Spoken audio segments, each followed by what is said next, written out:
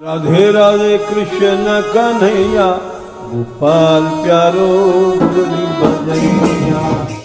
जय श्री राधे, जय श्री राधे। श्री राधा मान बेरीलाल एवं श्री श्री बाबा महाराज के श्री चरणों में प्रणाम। क्रम में आज श्रीमद् राधा सुधा निधि ग्रंथ का 56वां श्लोक है। इस श्लोक में श्री युगल की विवाहोत्सव लीला का गान किया है।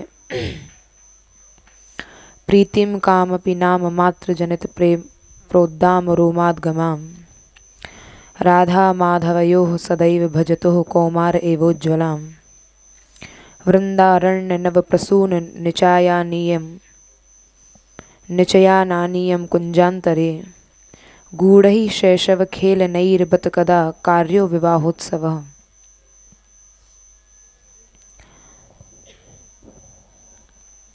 श्री राधा माधव की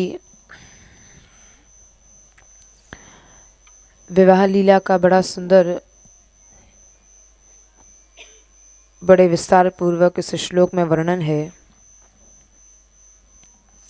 इस श्लोक का अर्थ है कि अवर्णनीय उज्ज्वल प्रेम पूर्ण जो युगल सरकार की कौमार अवस्था है, उस कौमार अवस्था का जो प्रेम है वह अवर्णनीय है, उज्ज्वल है, प्रेम पूर्ण है और परस्पर में दोनों कौमार अवस्था का सेवन करने वाले युगल सरकार परस्पर के नामोच्चारण मात्र से रोमांचित होने वाले। क्या कभी ऐसा होगा कि श्रीवन से नए नए पुष्प समूहों को लाकर सखी कह रही है कि शैशवावस्था में ही उनकी विवाह लीला मैं मनाऊंगी। यह ग्रंथकार का भाव है। कैसे युगल सरकार हैं और उनकी कैसी प्रीति है एक दूसरे के प्रति परस्पर, इसका वर्णन किया है। राधा माधव दोनों युगल सरकार परस्पर एक दूसरे का नामोच्चारण करके नाम उच्चारण मात्र से ही रोमांचित हो जाते हैं।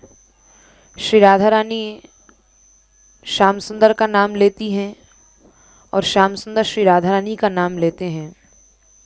नाम लेने मात्र से ही रोमांच शरीर में प्रकट हो जाता है।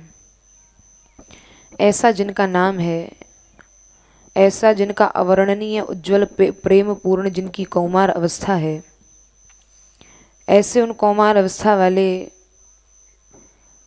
श्याम सुंदर का और श्री राधा रानी का मैं उनकी विवाह लीला मनाऊंगी। इस श्लोक में गूढ़हि शैशव खेल नैर्बत कदा, बत यह शब्द यहाँ आमंत्रण अर्थ में है। अमरकोश के अनुसार बत शब्द खेद, दया, संतोष, आश्चर्य और आमंत्रण अर्थ में प्रयोग किया जाता है। संस्कृत में एक शब्द के अनेक भाव होते हैं, अनेक अर्थ होते हैं। तो यहाँ इस बत शब्द का अर्थ आमंत्रण लिया गया है और श्री राधा रानी के चरणों के दास्य के कौतुक में मेरा मन हो, ऐसा ग्रंथकार कामना कर रहे हैं। क्योंकि पूर्व पद्य में, पूर्व श्लोक में कल हम लोगों ने सुना कि सब साधनों की सिद्धियों के स्वरूप वह सखी श्री राधा रानी की किंकिरी केवल श्री राधा रानी के चरणों की उपासना ही चाहती है। उसको अन्य किसी न साधन से मतलब है, न अन्य किसी सिद्धि से मतलब है।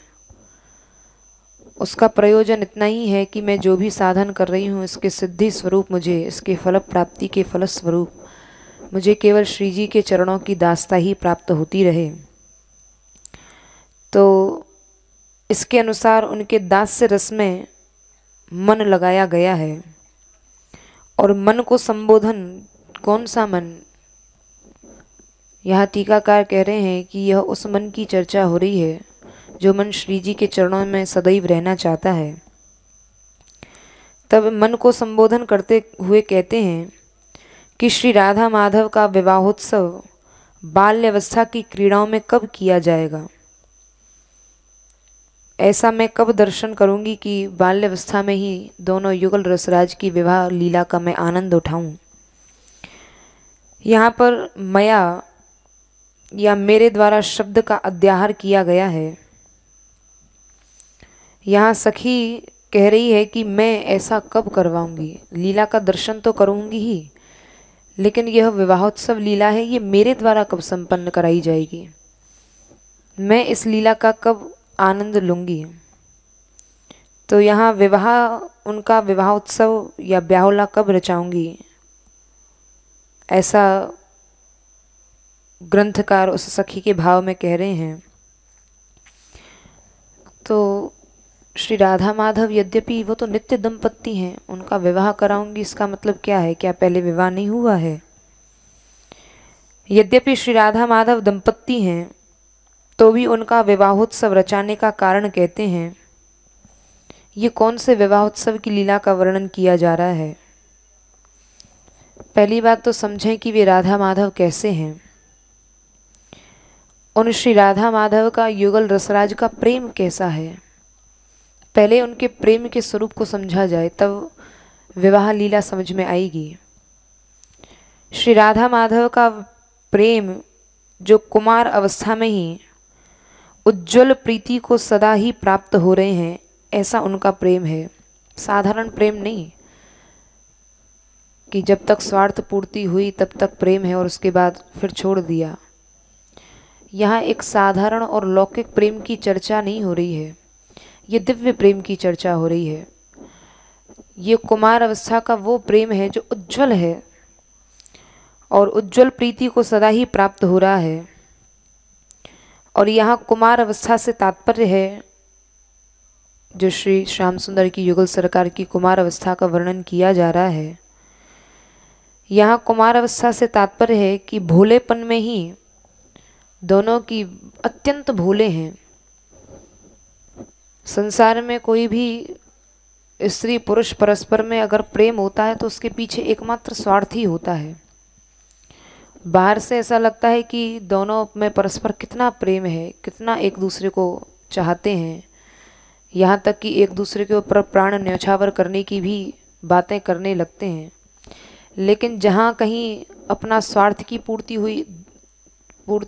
दिखाई नहीं देती है तो तुरंत वह प्रेम क्रोध में, आवेश में और द्वेष में बदल जाता है। तो ये सांसारिक प्रेम की चर्चा नहीं है। यहाँ जो राधा माधव का प्रेम है कुमार अवस्था में, वो अत्यंत उज्ज्वल है और भोलेपन वाला है, अत्यंत भोले हैं दोनों। और जब कुमार अवस्था का ऐसा भोला प्रेम है, जब यह धीरे धीरे नव किशोर अवस्था में परिणत होगा तो इसके बढ़ जाने पर तो क्या स्थिति होगी। उज्ज्वल प्रीति का तात्पर्य है जो बिना कारण की प्रीति हो, उसको उज्ज्वल कहा है। यहाँ राधा माधव की स्वयं की कोई इच्छा नहीं होती है। श्री जी प्रेम करती हैं, श्री जी जो भी लीला करती हैं, क्रीड़ा करती हैं, उसके पीछे केवल उनका यही ध्येय होता है, यही मन में संकल्प होता है कि प्रियतम इस लीला से प्रसन्न हो। उधर श्याम सुंदर कोई भी लीला करते हैं, क्रीड़ा करते हैं, उनका प्रत्येक कार्य श्री जी को रिझाने के लिए होता है। तो यहाँ अपना स्वयं का कोई निजी स्वार्थ नहीं होता। जहाँ अपना निज स्वार्थ नहीं है वही उज्ज्वल प्रेम है। और संसार में प्रेम नहीं, प्रेम का आभास मात्र होता है। सच्चा उज्ज्वल प्रेम तो श्री राधा माधव का ही है जो अत्यंत भोलेपन में है। और यह भोला प्रेम श्री राधा माधव का साधारण सांसारिक अर्थ से इसको नहीं लगाना चाहिए, क्योंकि अनभिज्ञ लोग जो होते हैं वो किशोर अवस्था के आने पर होने वाली प्रीति को कुछ काम संबंध से भी कारण जान सकते हैं कि भाई धीरे धीरे यौवन आ रहा है तो काम संबंध उसका हो सकता है। लेकिन यहाँ कहते हैं कि यहाँ राधा माधव का कुमार अवस्था में वैसा कोई भी संबंध नहीं है। इसलिए यहाँ आदि से आरंभ ही उज्जवल और अकृत्रिम प्रीति का होना जानना चाहिए। ये वह प्रेम नहीं है जो कवि अपनी कविताओं में लिखते हैं, यह वह प्रेम नहीं है। यह तो ऐसा प्रेम है जो राधा माधव परस्पर भले ही एक दूसरे को देखें भी ना, अगर श्याम सुंदर श्री राधा रानी का नाम सुन लें और श्री राधा रानी श्याम सुंदर का नाम सुन लें, नाम सुनने मात्र से ही यह प्रीति हुई है। साधारण संसार में कोई भी प्रेमी किसी से प्रेम करेगा तो देखा जाता है कि वो परस्पर एक दूसरे को देखते हैं, बात करते हैं, तब जाके कहीं प्रेम होता है। इसलिए यहाँ इसको उज्जवल प्रेम की परिभाषा दी गई, क्योंकि राधा माधव एक दूसरे के नाम सुनते ही उनके हृदय में प्रेम की उत्पत्ति हो जाती है। और कैसी है यह प्रीति? जिसने अत्युत्कट, कंप, विवरणता, अश्रुपात, स्तब्धता आदि सात्विक भाव, रोमांच उत्पन्न कर दिए हों। श्री राधा रानी का नाम सुनते ही श्याम सुंदर के नेत्रों से झरझर अश्रु बहने लगते हैं, स्तब्धता आ जाती है। श्री जी का नाम सुनते ही कंप होने लगता है, विवरणता आने लगती है।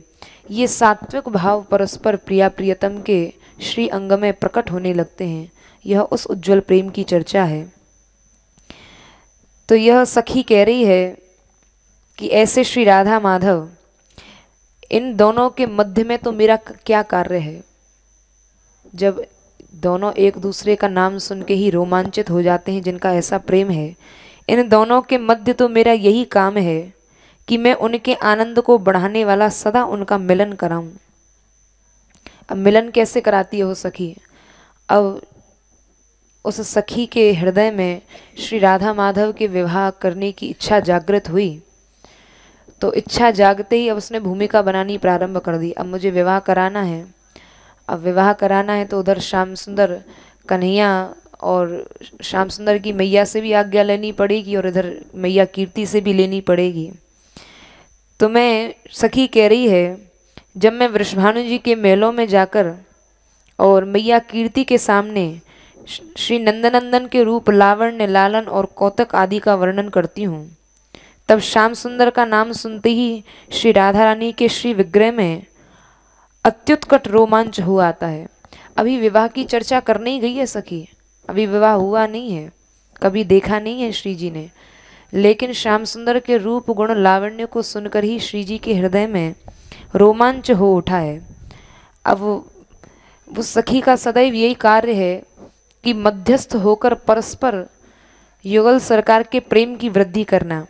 अब बरसाने आकर तो श्याम सुंदर के गुणों का गान कर गई, अब इधर श्री कृष्ण के पास वहाँ जाती है, नंद भवन में जाती है, वहाँ मैया यशोदा से और श्री राधा रानी के सुंदर नामों का उच्चारण करके श्री राधा रानी के रूप का, श्री राधा रानी के वैभव का, श्री राधा रानी की अंग कांति का, श्री राधा रानी के दिव्य ऐश्वर्य का जब वह सखी वर्णन करती है नंद बाबा और यशोदा मैया से, तो श्री राधा रानी के नाम को सुनकर उधर श्याम सुंदर के श्री अंग में रोमांच हो उठ आता है और ऐसा उनका नाम है।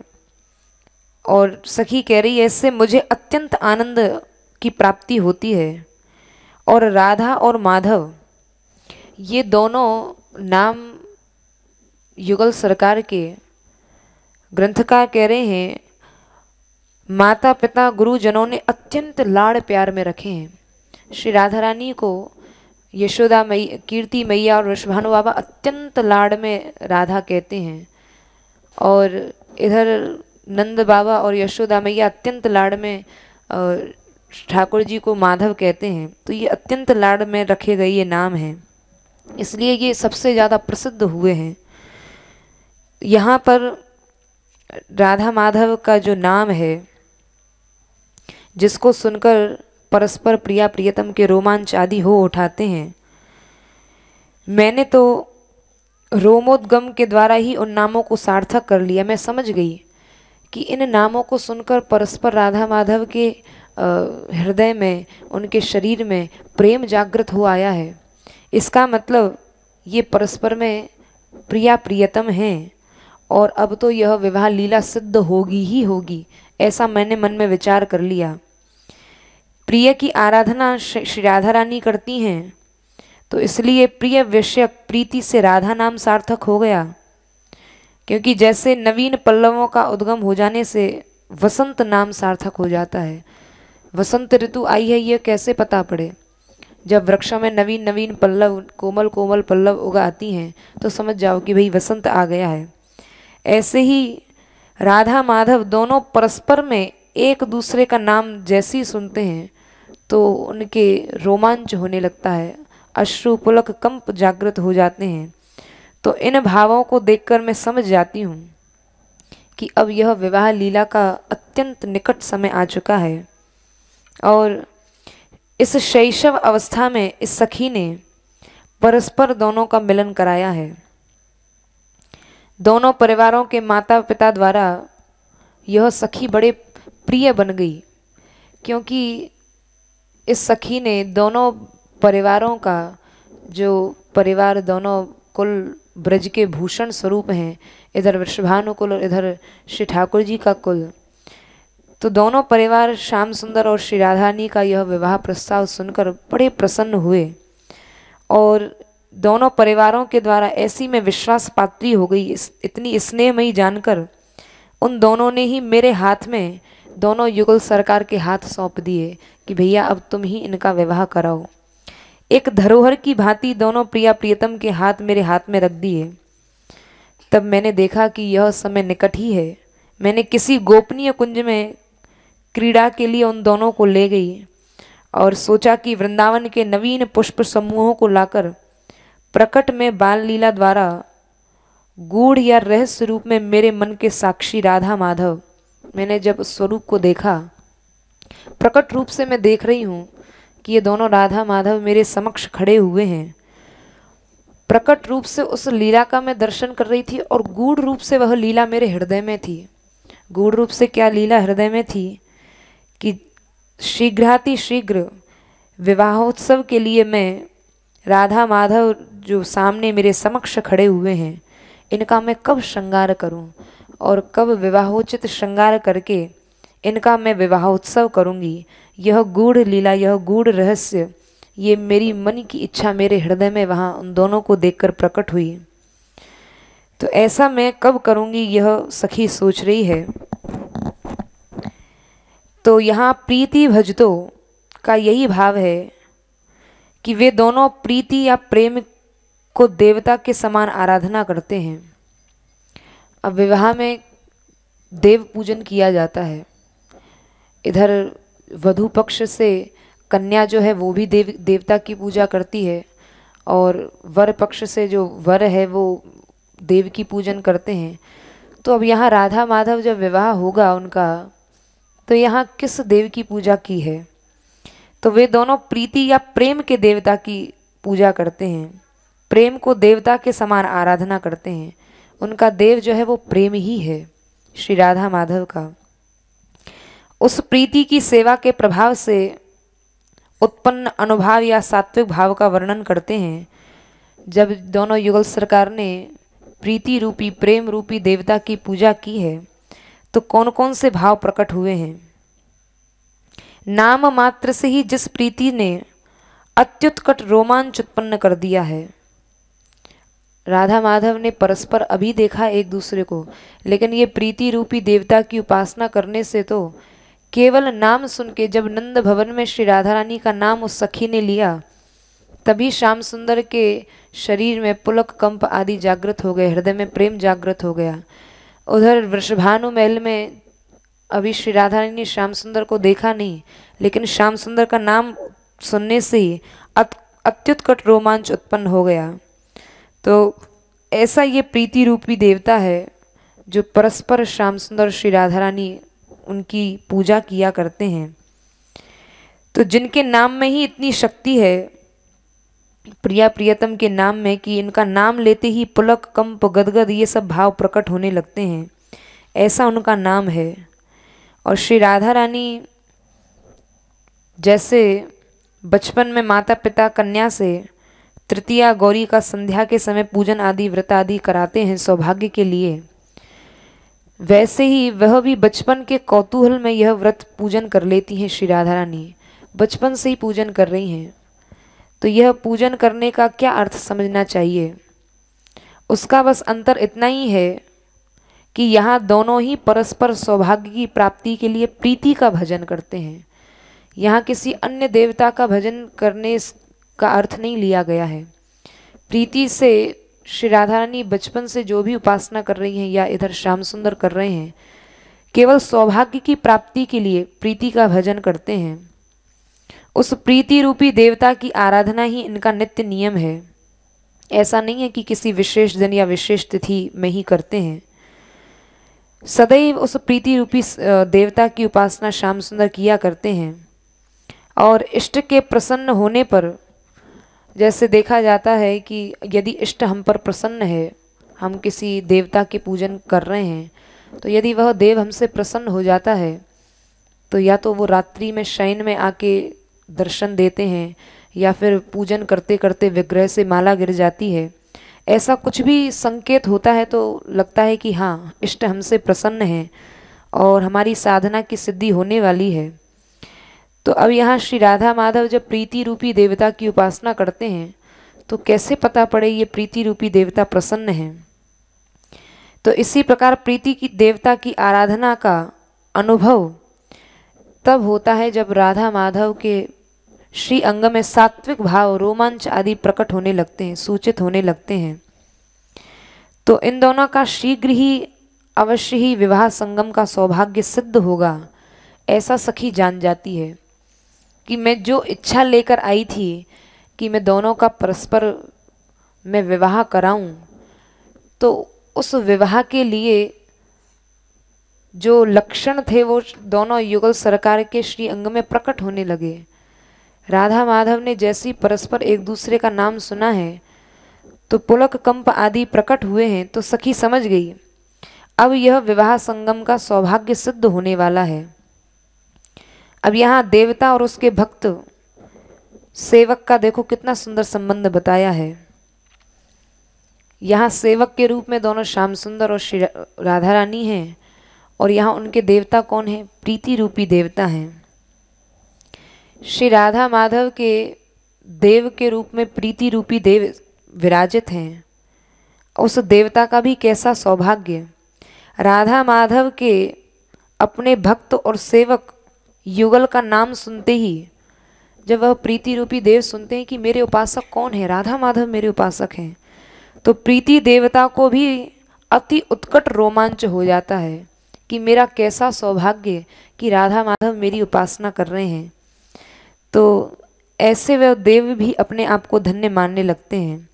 तो इस प्रकार उपास्य और उपासक में परस्पर आनंद ही ध्वनित होता है।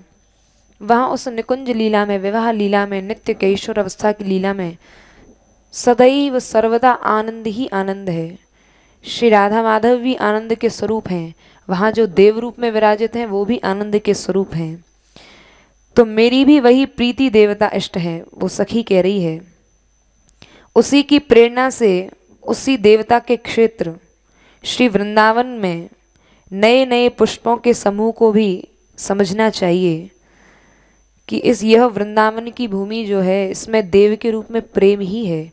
यानी यहाँ साक्षात प्रेम ही प्रेम है। यहाँ के कण कण में जहाँ श्री राधा माधव ने लीला की है, यहाँ के प्रत्येक वृक्ष में, जिस वृक्ष को, जिस लता को श्री जी छू देती हैं, स्पर्श कर देती हैं, वहाँ प्रेम का साक्षात स्वरूप प्रकट हो जाता है। तो ऐसा यह वृंदावन धाम है जहाँ पर सबके इष्ट के रूप में प्रीति ही विराजमान है। वृंदावन भी रोमांचित हो गया है क्योंकि श्री राधा माधव के सुख से सुखी होने वाला है। यहाँ विवाह लीला जो इस श्लोक में गान किया है, अब विवाह लीला में दहेज भी तो कुछ दिया जाएगा श्री राधा माधव को। तो दहेज के रूप में यह वृंदावन क्या प्रकट करता है? वृंदावन के रोमांच भूत नवीन पुष्पों के समूह से जो उनके लिए माला, हार, कंकण, वृंदावन की इस भूमि में ने श्री राधा माधव का विवाह संपन्न होने वाला है, उसके लिए सबसे सुंदर से सुंदर नवीन नवीन पुष्प उत्पन्न किए हैं। दिव्य सुगंधि वाले पुष्प और सुंदर वन का एकदम स्वरूप हो गया है। उन पुष्पों के समूह से ही माला, हार, कंकण, केयूर, किंकणी, शेखर मुकुट, शैया, विहार विलास के लिए सभी उपयुक्त वस्तुओं का निर्माण यहाँ इस वृंदावन की भूमि में किया जाएगा। यहाँ पर निचयानीय, यह इस शब्द का जो प्रयोग किया है, वृंदारण्य नव प्रसून निचयानानीय कुंजांतरे, यहाँ पर बहुवचन का प्रयोग इसलिए किया गया है क्योंकि यहाँ पर कुंजांतर शब्द से अप्रसिद्ध था एकांत अथवा जो कुंज, कौन सी कुंज की चर्चा हो रही है, ये वृंदावन की उस कुंज की चर्चा हो रही है जो कुंज प्रीति देवता के सानिध्य से प्रेम मंदिर बना हुआ है, जिस कुंज में प्रवेश करते ही एकदम प्रेम ही प्रेम छा जाए। ये उस वृंदावन की भूमि की चर्चा हो रही है और इसी प्रेम निकुंज में जो प्रीति के देवता के सानिध्य में है उसमें यह विवाहोत्सव किया जाएगा। तो विवाहोत्सव के लिए स्थान भी चयनित हो गया है। अब विवाह लीला होगी तो यहाँ शैशव खेल नहीं, अभी तो श्री राधा रानी की शैशव अवस्था है, तो कैसे विवाह लीला होगी। गूढ़े शैशव खेल नहीं रबत कदा, बचपन की क्रीड़ाओं द्वारा करने का तात्पर्य यह है कि वह सखी कहती है, हे श्री राधे, हे लाडली, ऐसे संबोधन करके श्री राधा रानी को मनाती है, बड़े प्रेम से कहती है।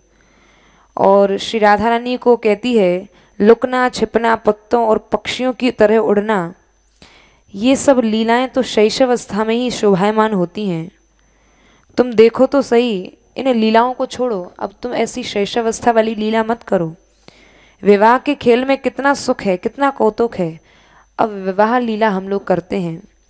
इन शब्दों द्वारा सखी विवाह लीला के लिए श्री राधा रानी को उत्साहित करती है और तुरंत श्री राधा रानी को मंगल कंकण, जैसे कन्या को जब विवाह कराया जाता है तो उसके लिए विवाह उचित जो सारी क्रियाएं होती हैं, जो भी किया जाता है, हल्दी आदि लगाई जाती है, सुंदर कंकण आदि पहनाए जाते हैं। श्री राधा रानी को विवाहोत्सव के लिए उत्साहित करके और वह सखी तुरंत श्री जी को लेकर बैठ जाती है। मंगल कंकण, देव पूजन आदि आरंभ करके तेल, उबटन, मेहंदी, कर कमलों में, चरण कमलों में चित्र रचना, पुष्पों के भूषण और शेखर आदि धारण कराकर मंगल गीत गाती हूँ, ऐसा सखी कह रही है। और मैं ही नहीं, मैं अपने संग की सभी सखियों को मैंने बिठा लिया कि तुम भी मंगल गान करो। और लाल रंग के पुष्पों को, अब वहाँ वन प्रांत में निभृत निकुंज में अब यह विवाह लीला होगी, तो वहाँ विवाह लीला बिना अग्नि को साक्षी किए नहीं हो सकती है। तो वहाँ अग्नि के स्वरूप में क्या ग्रहण किया गया है, सखी कह रही है, वहाँ मैंने लाल रंग के पुष्प के समूह को ही अग्नि बनाकर परस्पर दोनों के हाथ पकड़ाकर वाम दक्षिण क्रम से बैठना सिखाकर प्रदक्षिणा कराती हूँ। सखी ही वहाँ सब कुछ करा रही है। और जैसा कि वेदों में कहा गया है कि वर वधू को परस्पर में वचन दिए जाते हैं विवाह जब होता है, तो उन वाक्यों के नियम प्रेम के कराकर प्रीति की देवता को साक्षी करके मैं वह प्रेम रूपी वचनों को एक दूसरे को आश्वासन दिलाती हूँ। नवीन नवीन पल्लव तल्प शैया पर उनको बिठाती हूँ। ऐसी लीला जिसका मैं दर्शन कर रही हूँ, इस आनंद का मेरा हृदय ही साक्षी है। ऐसा अवसर कब होगा, यह साधक भाव से कहा जा रहा है। सिद्ध अवस्था में इस लीला का वह सखी दर्शन कर रही है और साधक भाव से इस लीला की प्राप्ति की कामना कर रही है। ऐसा अवसर कब होगा, यह कहते समय अनिर्वचनीय प्रेम का उल्लास वक्ता के हृदय में समझना चाहिए कि ऐसा वह अनिर्वचनीय प्रेम है, वह अनिर्वचनीय सौभाग्य है जिसका मैं वर्णन नहीं कर सकती। यह इसका साक्षी तो केवल मेरा हृदय ही है। तो इस प्रकार प्रकट लीला में अपना साचिव्य यानी मंत्री भाव या सखी भाव कहा है। प्रकट लीला से वह सखी भाव में इस लीला का दर्शन कर रही है। और श्री राधा माधव का जो कौमार अवस्था है, यहाँ कौमार कौ और मारह ये दो पृथक पृथक शब्द हैं जिनका अर्थ है पृथ्वी लोक में अर्थात प्रकट लीला में मार या काम में उज्जवल प्रीति की उपासना कर रहे हैं, ऐसे वो कुमार अवस्था में। अन्यथा काम संबंध को उपाधि रूप में स्वीकार करने पर प्रीति की उज्ज्वलता नष्ट हो जाएगी। इसलिए यहाँ जो बार बार काम शब्द कहा है ये साधारण काम नहीं है, सांसारिक लौकिक काम नहीं है, क्योंकि यदि लौकिक काम इसका अर्थ लगाया जाएगा तो इससे उस प्रेम की उज्ज्वलता नष्ट होगी। तो ये विशेष प्रीति की, ये विशेष काम की चर्चा हो रही है। एक और बात यहाँ कही है कि यहाँ कोई कह सकता है कि भाई जब राधा माधव की यह लीला लोकवत है तब काम की उपाधि होने पर भी कोई दोष नहीं होना चाहिए, किंतु ऐसा नहीं है। श्री राधा माधव की सब लीलाएं चिन्मय हैं, उनमें चिन्मय ही अर्थ लगाना चाहिए, साधारण लौकिक अर्थ उसका नहीं लगाना चाहिए। तो इसलिए रसिक महानुभाव रसिकों द्वारा जो बात कही गई है, जो लीलाएं गाई गई हैं, प्रिया प्रीतम की सुरत लीला को भी दर्शन और प्रतीति योग्य कहा गया है कि जो केवल दर्शन करने योग्य हैं, जिनका जो केवल अनुभव करने योग्य हैं, उनका साधारण अर्थ नहीं लगाना चाहिए। तो यहाँ पर श्री राधा रानी का जो श्याम सुंदर का जो श्रृंगार भाव की लीला है, श्रृंगार, शुचि और उज्ज्वल, ये तीनों श्रृंगार के नाम हैं। यानी इस जो लीला की चर्चा हो रही है, ये श्रृंगार रस की चर्चा जो है ये अत्यंत उज्ज्वल है, बिल्कुल इसमें किसी भी प्रकार का साधारण अर्थ इसका नहीं लगाना चाहिए। तो कुमार अवस्था में भी नित्य किशोर अवस्था का स्वभाव होने के कारण उज्ज्वल प्रीति रतिमयी है। अभी अभी उनकी कुमार अवस्था है, लेकिन कुमार अवस्था में ही जो नित्य किशोर अवस्था में प्रेम जागृत होता है वो कुमार अवस्था में ही जागृत हो गया है। तो इसलिए यहाँ पर विशेष उज्ज्वलता का भाव प्रकट किया गया है, विशेष प्रीतिमयी है, विशेष रतिमयी है। और यहाँ अकस्मात कुमार अवस्था में ही प्रकट हो गया है। श्री राधा माधव का जो विवाह लीला संपन्न करा रही है सखी, ये कुमार अवस्था में ही करा रही है, और कुमार अवस्था में ही नव किशोर अवस्था के सब लक्षण राधा माधव में प्रकट हो गए हैं। तो नवीन किशोर अवस्था रूपी वैभव जिनमें है और परिहास आदि विलासों में संलग्न है, प्रिय प्रियतम का दर्शन करके मैं पूर्ण कृतार्थ हो जाऊंगी, ऐसा उनका स्वरूप है। तो यहाँ सखी को इसलिए प्रिया प्रियतम के इंगितों की जानने वाली है, सब समझती है। ये सखी कोई ऐसे ही नहीं करा रही है विवाह, ये श्री राधा माधव के स्वरूप को देखकर कि यहाँ तो श्री जी के हृदय में रोमांच पुलक कंप उत्पन्न हो गया है, उधर श्याम सुंदर के श्री अंग में भी उत्पन्न हो गया है। तो प्रिया प्रियतमों के इंगितों को जानने वाली है। मैं क्यों कुमार अवस्था में ही विवाह कराने की इतनी शीघ्रता है सखी को, यह कहकर प्रयास करके उनका विवाहोत्सव कराऊंगी कि देखो मैंने तो तुम्हारा कुमार अवस्था में ही विवाह करा दिया। तो ऐसा वह सखी मन में संकल्प लिए हुए है। अब यहाँ विवाह उत्सव सखी ने क्या अकेले ही करा दिया? एक बात यह भी है, इसका अनेक भाव अनेक लीलाओं से इन भावों को प्रकट किया गया है कि वागदान को कीर्ति और यशोदा मैया के बीच ही हो गया था। जब मैं गई थी श्याम सुंदर और श्री राधा रानी का प्रस्ताव लेकर, तो यह वागबंध या वागदान तो कीर्ति मैया और यशोदा मैया के बीच ही हो गया था, और मैयाओं के बीच में ही हो गया, यहाँ तक कि वृषभानु बाबा और नंद बाबा को भी उसका पता नहीं चला कि विवाह होगा।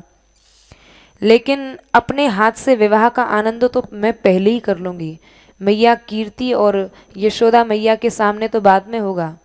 अभी प्रस्ताव लेके ही गई थी वह सखी, और प्रस्ताव जब लेके गई तो वहाँ से तुरंत श्री राधा माधव को उठा के और नित्य निकुंज में ले गई। बोले मैया बाबा बाद में कराएं, भैया इस विवाह लीला का सुख तो मैं पहले ही ले लूँ।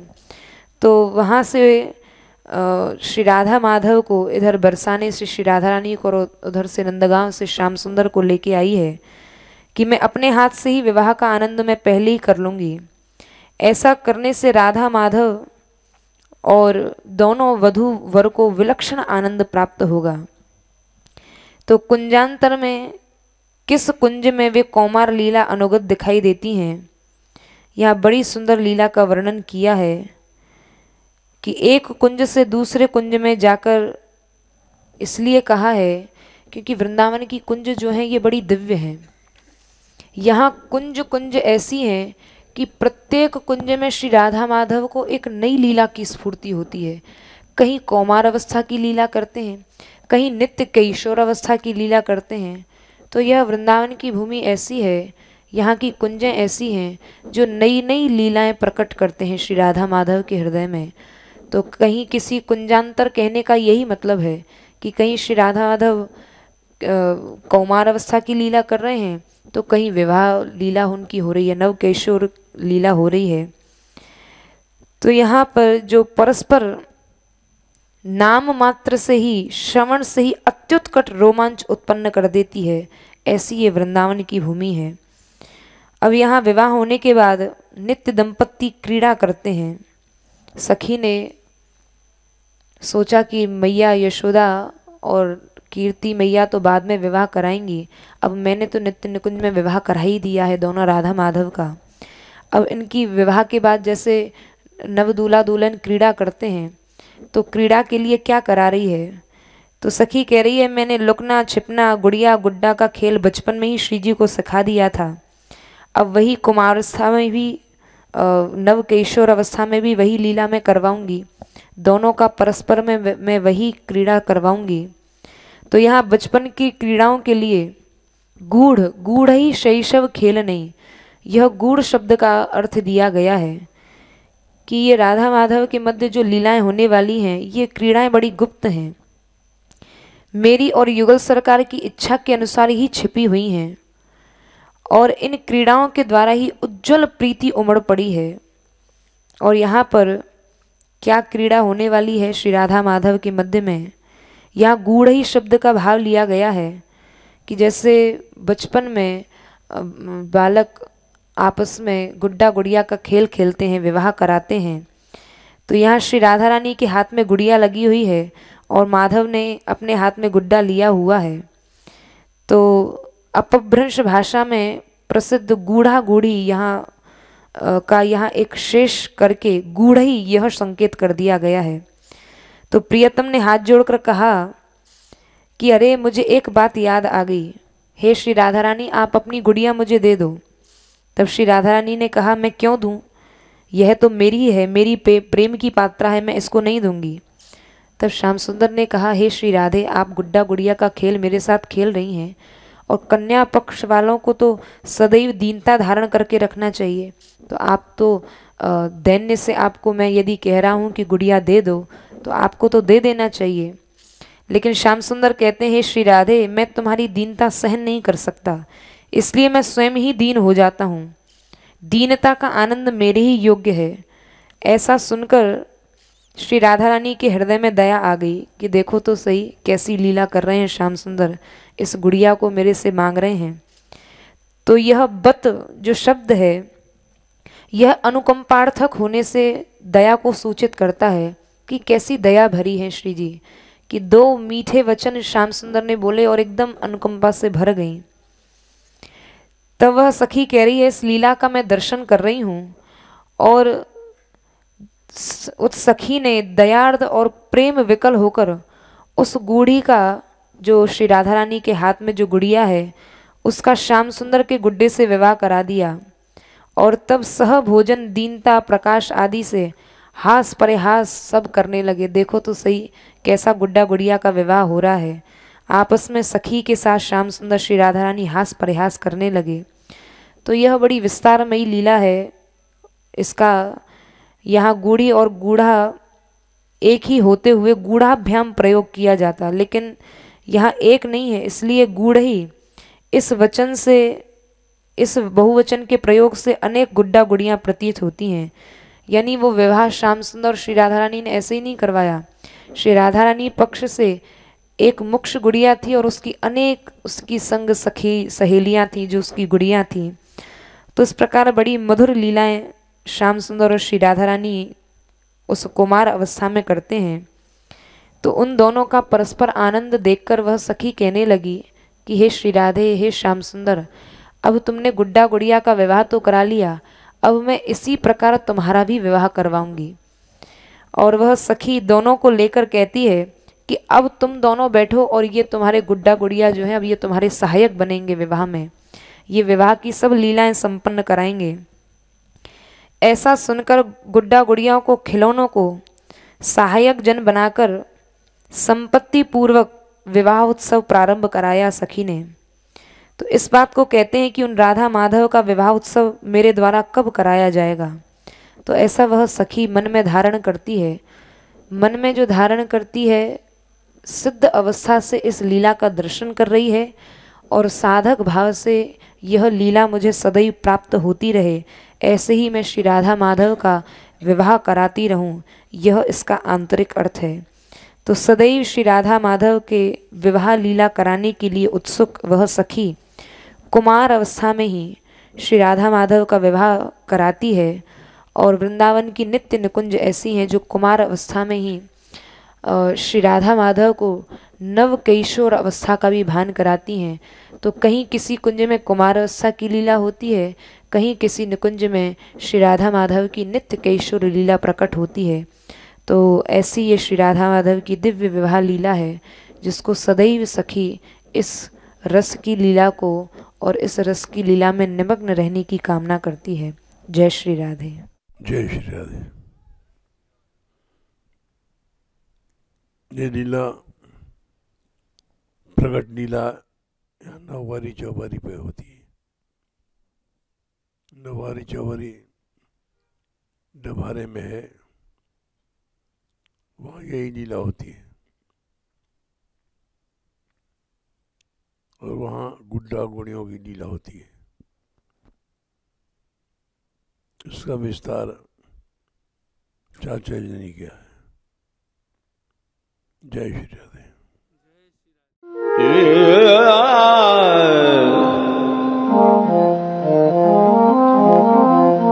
Yeah.